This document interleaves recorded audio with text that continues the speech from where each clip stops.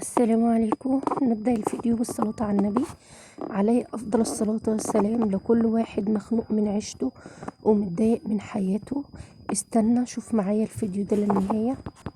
طبعا انتوا فاكرين نفسكم أفقر ناس في الدنيا؟ لأ، في ناس تحت خط الصفر مش لاقيين المكان يسكنوا فيه. الحمد لله على نعمة الستر اللي احنا إن بيت ملك بنسكن فيه.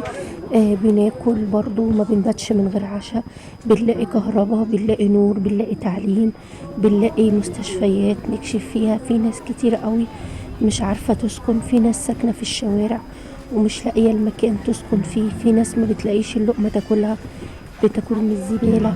في أطفال كتير قوي حقهم الأبسط حاجة اللي هم يتعلموا، ما بيلاقيش التعليم يتعلموا، ما بيلاقوش الخدمة الصحية.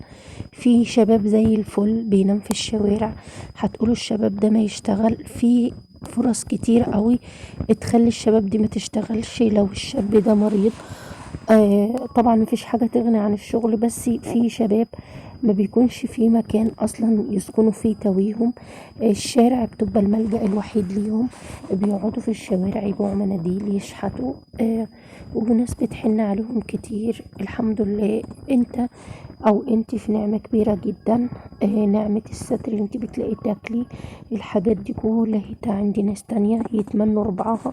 ورغم كذلك في ناس كتيرة ما بتحمدش ربنا ولا بترضى باللي ربنا قسمه لها. الحمد لله يا رب على نعمة الصحة ونعمة الستر، ده كرم كبير أوي من عند ربنا.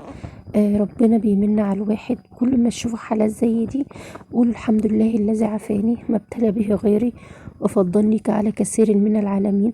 هتلاقي سيدات كتيرة ورجال بيشحتوا، وهتلاقي الناس كتيرة برضو بيشتغلوا شغلة واتنين وتلاتة عشان خاطر بس يوفروا لقمتهم اللي هي بتبقى طاقة في اليوم.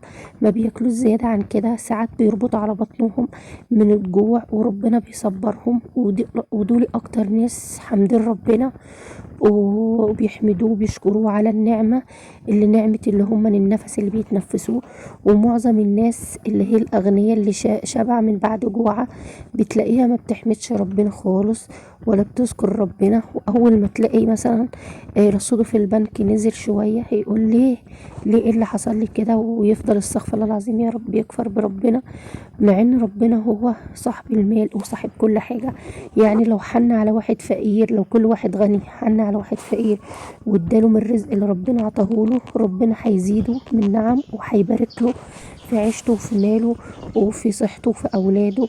بس ربنا بيختبر الغني بيزيد عليه غنى اكتر، والفقير بيصبره. ما تنسوش تشتركوا في قناتي.